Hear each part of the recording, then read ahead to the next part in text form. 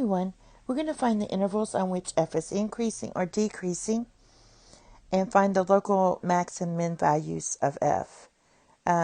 Basically, this is a little bit. We're not going to do the concavity test on this one. All right. So basically what you do is we're looking at what does our derivative say about f. And that gives us the increasing and decreasing test. So when you're looking at the curve of the graph, is the curve increasing or decreasing on a specific interval? So we have to find the intervals by taking the second derivative. So for this, we have f prime of x is going to equal from this is 12x cubed minus 12x squared minus 24x. Now let's factor out 12x. That's going to give me x squared minus x minus 2. And that can factor even further to x minus 2 to x plus 1. Now basically, our critical values are x equals 0. This is 0 to negative 1. So x equals 0 equals 2. X equals negative 1. Now what we're going to do on the next slide is look at our intervals like this. So if I have a little sign diagram, I'm going to order this from negative to positive. So from negative 1 to 2, we want to know what's going on with the curve when x is less than negative 1. Is it increasing or decreasing? If x is in between negative 1 and 0, what's going on? If x is in between 0 and 2, and if x is greater than 2. And that's how we're going to set it up and determine if we have an increasing, if it's increasing on the interval or decreasing. So let's do that. I'm going to write down my intervals that I just stated.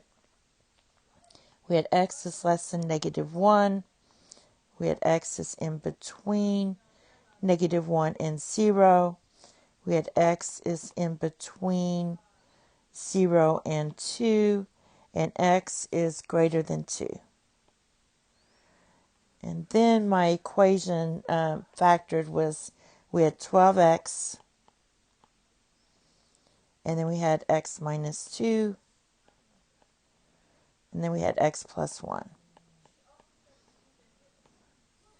And that's going to give us our, if our f prime of x is positive or negative.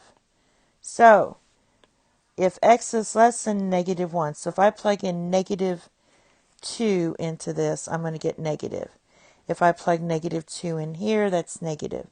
Negative 2 here gives me negative. So 3 negatives make a negative. So that's what we're doing. Now, let's plug in, for this one, let's plug in negative 1/2. So if I plug negative 1/2 here, I get negative. Negative 1/2 here, I get negative. Negative 1/2 here, I get a positive. So in this case, I have 2 negatives, which make a positive, times a positive gives me a positive. All right, next one. I have, let's plug in 1.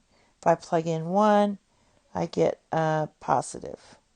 If I plug 1 into this, I get negative. Plug 1 into this one, I get positive. So if I have positive times a positive is positive times a negative, that gives me negative.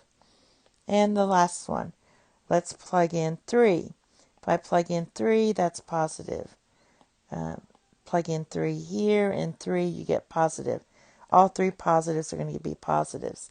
So what this means is that if it's negative, that means we're looking at our f graph, this one. If it's negative, that means it's decreasing on the interval negative infinity to negative 1.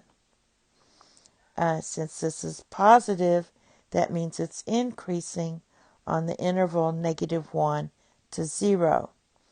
If it's negative, that means it's decreasing on the interval 0 to 2, and increasing is on the interval, increasing would be the interval 2 to infinity. So that's what we have. Now we just have to find the local min and max.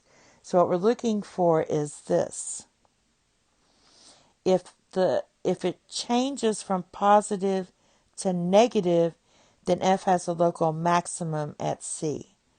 So let's see, if it's going from positive to negative, it's only going from positive to negative here, right in here. And our point value is this one. This is where we're changing. Let me do a different color. 0.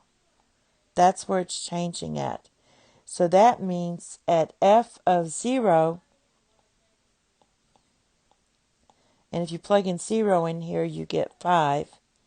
That's going to be a local maximum.